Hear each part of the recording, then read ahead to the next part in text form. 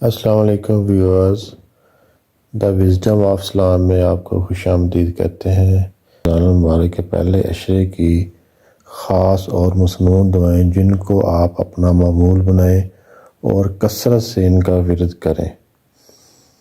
پہلی دعا، رب اغفر وارحم وانت خیر الراحمین۔ اے میرے رب، مجھے بخش دے، مجھ پر رحم فرما، تو سب سے بہتر رحم فرمانے والا ہے۔ دوسری دعا، یا حیو یا قیوم برحمتک استغیث۔ اے زندہ اور ہمیشہ رہنے والے، تیری رحمت کے وسیلے سے تیری مدد چاہتا ہوں۔ تیسری دعا، اللہم ارحمنی برحمتک یا ارحم الراحمین۔